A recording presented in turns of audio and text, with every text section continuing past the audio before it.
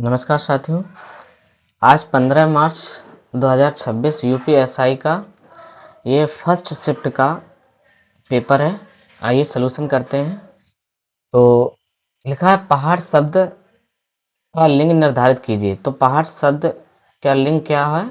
यहाँ पर पुल्लिंग है, यानी विकल्प सी सही है। भारी शब्द का विलोम शब्द क्या होता है? हल्का होता है, विकल्प सी सही है।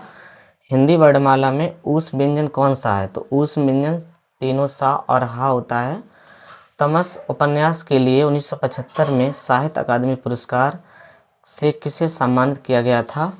तो इसका आंसर जो है सही आपका भीष्म साहिनी है। क्या है? भीष्म साहिनी। चलिए अगला प्रश्न है आपका, टोपी शब्द का बहुवचन क्या होगा? टोपियाँ होगा। यहाँ सी विकल्प सही है। निम्नलिखित में से उस शब्द का पहचानिए जिसमें आना का प्रत्यय नहीं जुड़ा है। यहाँ पर सी विकल्प सही है, पढ़ना। मैं सत्य कहता हूँ सखे, सुकुमार ना मानो मुझे, यमराज से भी युद्ध को प्रस्तुत सदा जानो मुझे। इस काव्य पंक्ति में किस रस की अनुभूति होती है? तो इसमें वीर रस की अनुभूति होती है। ठीक है। अगला प्रश्न है आपका, उपन्यास प्रसिद्ध उपन्यास भूले बिसरे चित्र के उपन्यास का नाम क्या है? तो ये किसका है? भगवती चरण शर्मा जी का है। विकल्प सी सही है। हनुमान की पूंछ में लगन न पाई आग, लंका सारी जल गई गए निशाचर भाग। तो इसमें क्या है आपका? अतिशयोक्त अलंकार है। जो शरण में आया हो वाक्यांश के लिए क्या है? उसे शरणागत बोलते हैं। विकल्प ए सही है यहाँ पर। तो अगला है सुप्रसिद्ध उपन्यास हल्दी घाटी के उपन्यास कौन है? यहाँ पर श्याम नारायण पांडे जी हैं। विकल्प सी सही है। और 12 छाती पर मूंग दलना मुहावरे का अर्थ निम्नलिखित में से क्या है? तो यहाँ पर जानबूझकर क्या होता है? दुख देना, यानी कि विकल्प ए आपका सही है। चलिए अगले प्रश्न पे चलते हैं, क्वेश्चन नंबर 13 पे। मदन की काली कमीज सुंदर लग रही है, उपयुक्त वाक्य में कितने विशेषण हैं? तो उपयुक्त वाक्य में कितने? 2। काली और एक सुंदर, 2 विशेषण हैं। वान प्रत्यय किस शब्द में प्रयोग नहीं हुआ है? तो वान किस में नहीं आया है आपका? लुभावना, यानी कि विकल्प यहाँ पर सी सही है। लाठी में गुड़ बहुत है, सदा राखिए संग, गहरी नदी नारी जहाँ तहाँ बचावो अंग, झपट कुत्ता कहे मारे, दुश्मन दावागीर होए तिन्हों को झारे, कहे गिरधर कबराए सुनो हो धूर की बाठी, सब हथियारन छाड़ हाथ में लीजिए लाठी। प्रयुक्त पंक्तियों में कौन सा छंद है? तो यहाँ पर कुंडलिया है। यहाँ पर विकल्प बी बिल्कुल सही है। निम्नलिखित शब्दों में से कौन सा शब्द विशेषण नहीं है? तो कौन सा शब्द? बचपन जो है ये विशेषण नहीं, ये संज्ञा है। चलिए अगले प्रश्न पे चलते हैं। सापेक्ष का विलोम शब्द क्या होता है? निरपेक्ष, ये विकल्प सही है। उसे पुस्तक लेनी थी इसलिए बाजार गया, इस वाक्य में इसलिए कौन सा अव्यय है? तो यहाँ पर इसलिए जो है ये कौन सा अव्यय है? समुच्चय बोधक है। कौन सा है? समुच्चय बोधक। हाँ, तो यहाँ पर आपका कौन सा विकल्प सही है? डी विकल्प सही है अकॉर्डिंग टू गूगल, समुच्चय बोधक। निम्नलिखित में से अनेकार्थी शब्द नहीं है। अनेकार्थी शब्द कौन सा नहीं है? तो यहाँ पर अभिनेत्री जो है ये अनेकार्थी शब्द नहीं है। मेरी भव बाधा हरो राधा नागर सोए, जातन की झाई परे श्याम हरद दुति होए। इस पंक्ति में कौन सा अलंकार है? तो यहाँ पर आप देखिए श्लेष अलंकार है। विकल्प सी सही है। निम्नलिखित में से शुद्ध वाक्य को पहचानिए। तो इसमें शुद्ध वाक्य क्या है? कि वह हिमालय पर चढ़े। अशुद्ध वाक्य पूछा गया है। ठीक। क्वेश्चन नंबर 22 जो है अगला प्रश्न है, क्वेश्चन नंबर 22 में देखो क्या, अभिशाप में कौन सा उपसर्ग है? तो अभी उपसर्ग है। निम्नलिखित में से तद्भव और तत्सम के गलत युग्म को पहचाने। तो इसमें गलत युग्म क्या है? भ्रमर और पहर, ये आपका गलत है। चलिए अगला चलते हैं, क्वेश्चन नंबर 24। निम्नलिखित वाक्यों में से शुद्ध वाक्य का चयन करें। तो 24 नंबर है, इसमें शुद्ध वाक्य देखना है। तो इसमें शुद्ध वाक्य क्या है? बच्चों पर गुस्सा मत करो, डी विकल्प सही है। असीम शब्द के लिए एक उचित वाक्यांश क्या है? तो यहाँ पर जिसकी कोई सीमा ना हो। निम्नलिखित विकल्पों में से द्वितीय व्यंजन कौन सा है? अड्डा। अगला प्रश्न है आपका, निम्नलिखित में से शुद्ध वाक्य का चयन कीजिए। तो शुद्ध वाक्य इसमें क्या हो जाएगा, मैंने तुम्हें अनेक बार कहा है, मैंने तुम्हें अनेक बार कहा है।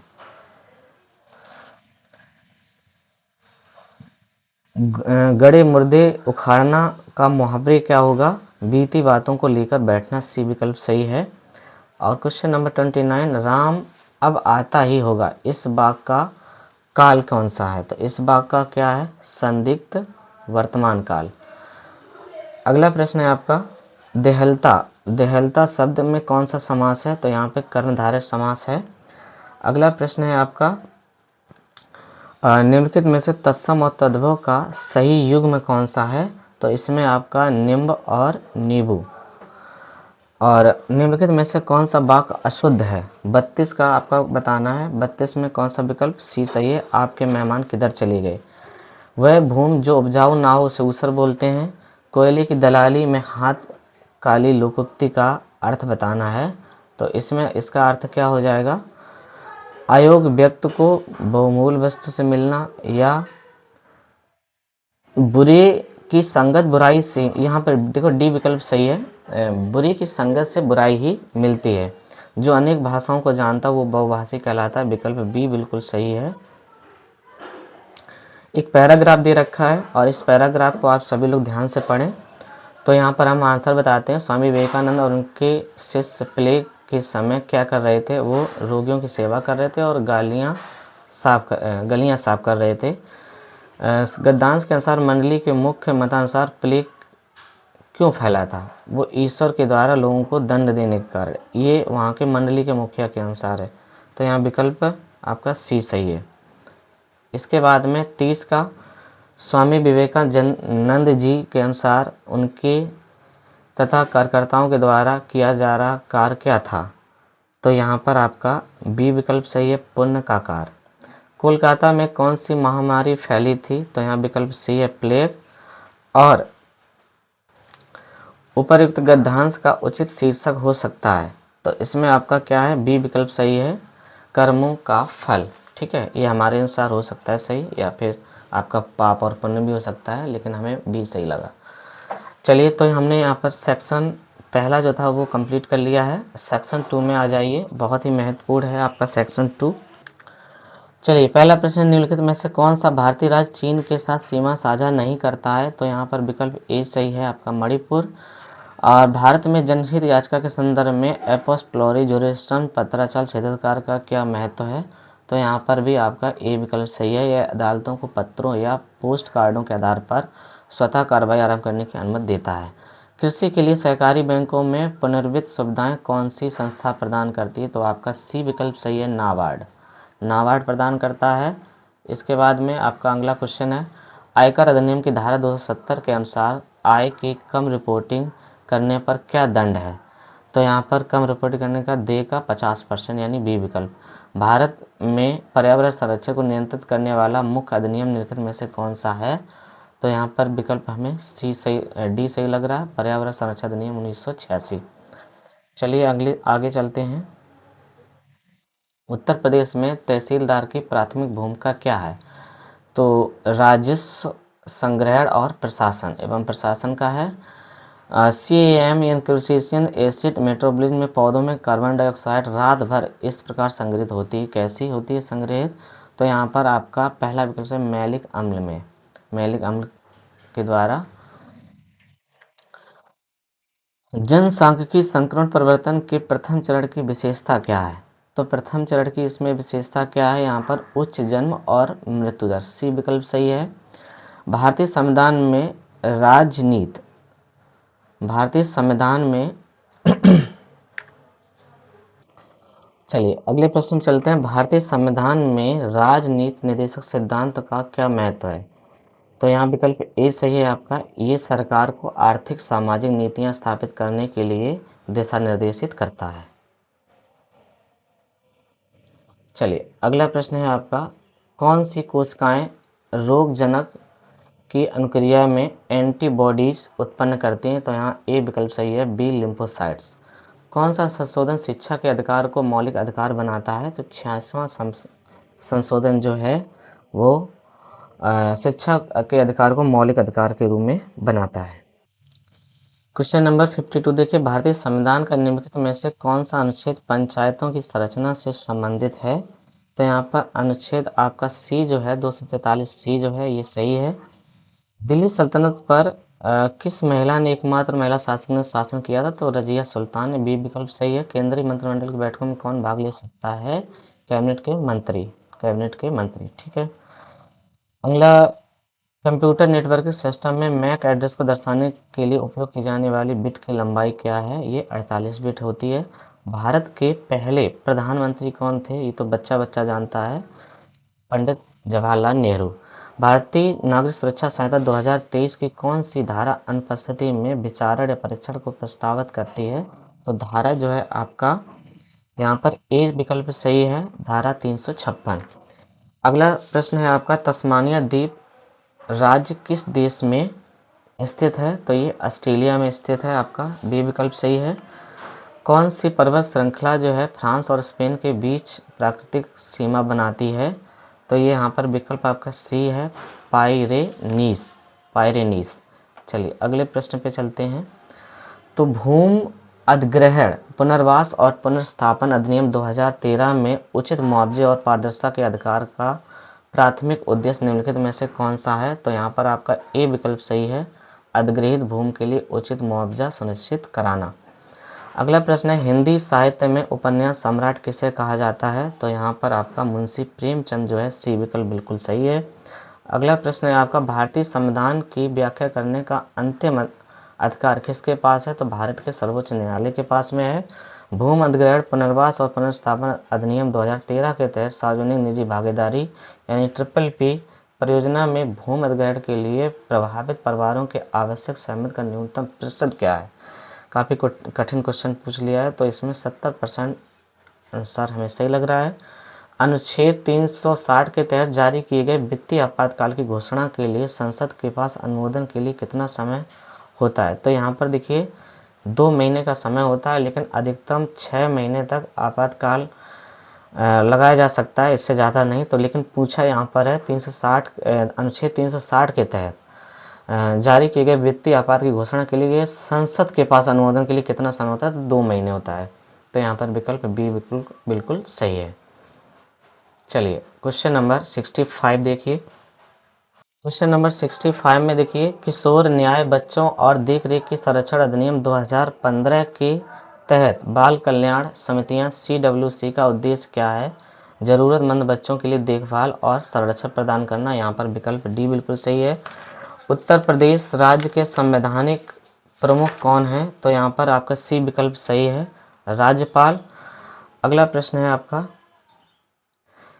मोटर वाहन अधिनियम 1988 द्वारा तृतीय पक्ष की बीमा के संबंध में क्या प्रावधान है? तो यहाँ पर आपका सी विकल्प सही है। सी विकल्प क्या, यह सभी वाहनों के लिए अनिवार्य है। 2024-25 तक भारत के प्रत्यक्ष निवेशी FDI प्रवाह में किस क्षेत्र का नेतृत्व रहा है? तो यहाँ पर आपका बी विकल्प सही है, सेवा क्षेत्र। और भारतीय संविधान का कौन सा अनुच्छेद भारत के चुनाव आयोग की स्थापना करता है? तो अनुच्छेद 324, यानी कि बी विकल्प बिल्कुल सही है। चलिए अगला प्रश्न है, भारत के पहले सहकारी मल्टी फीड कंप्रेस्ड बायोगैस संयंत्र का उद्घाटन कहाँ किया गया था? तो ये कोपर गांव में किया गया था, बी विकल्प सही है। सर्वोच्च न्यायालय के किस निर्णय ने बच्चों के लिए निःशुल्क और अनुवाद शिक्षा का अधिकार अनिवार्य किया है? तो ये आपका किस निर्णय था? यहाँ पर विकल्प बी सही है, उन्नी कृष्ण JP बनाम आंध्र प्रदेश राज्य। चलिए अगला प्रश्न है हमारा, निम्नलिखित में से कौन सा अखिल भारतीय सेवा में नहीं है? तो यहाँ पर आपका निम्नलिखित में से कौन सा इसमें सेवा में नहीं है? तो यहाँ पर ये जो है भारतीय राजस्व सेवा जो है IRS, ये नहीं है। भारत में स्थानीय स्वशासन की संरचना और कार्यप्रणाली से संबंधित कानून बनाने का अधिकार किसके पास है? तो ये कानून जो है आपके राज्य विधानमंडल के पास में है। राज्य विधान मंडल के पास में स्थानीय स्वशासन की संरचना और कार्यप्रणाली। अगला प्रश्न है आपका 74। तो यहाँ देखिए क्या लिखा है, सूचना प्रौद्योगिकी IT अधिनियम 2000 इसके संशोधन सहित के अंतर्गत कौन सी धाराएं मध्यस्थों पर सरकारी एजेंसी या न्यायालय के आदेश द्वारा सूचित किया जाने पर गैर कानूनी उपयोगकर्ता जनित सामग्री को हटाने का दायित्व डालती है? तो यहाँ पर विकल्प आपका बी सही है, विकल्प बी सही है, धारा 79(3)(b। ठीक है, चलिए अगले प्रश्न पे चलते हैं और अगला प्रश्न है आपका 70। प्रश्न लिखा है, भारत में विपरीत दिशाओं में चलने वाली वाहनों यातायात को अलग करने वाली लेन मार्किंग या अंकन का रंग क्या होता है? तो यहाँ विकल्प आपका ए सही है, पीला होता है। निम्नलिखित में से किसके पास चुनाव याचिका को सुलझाने का अधिकार है? तो ये निर्वाचन आयोग के पास में है। कौन सा मौलिक अधिकार व्यक्तियों की मानव तस्करी, जबरन श्रम और बाल श्रम से सुरक्षा प्रदान करता है? शोषण के विरुद्ध अधिकार, यानी ए विकल्प सही है। अगला प्रश्न है, निम्नलिखित में से कौन विद्रोहियों के एकमात्र योग्य सेनापति माने गए हैं? नाना साहब, तात्या टोपे और रानी लक्ष्मीबाई। 79 किस भारतीय शहर को उसके ऑटोमोबाइल उद्योग के कारण भारत का डिट्रॉइट कहा जाता है? यहाँ पर विकल्प सी सही है, चेन्नई।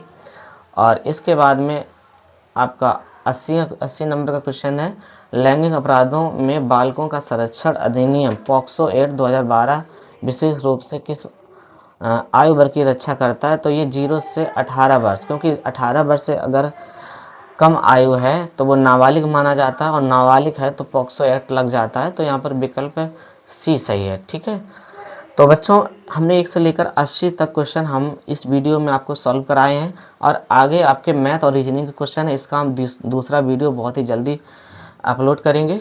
तो इतना रखते हैं, अभी दूसरा वीडियो देखने के लिए चैनल को सब्सक्राइब कर लें। Thank you.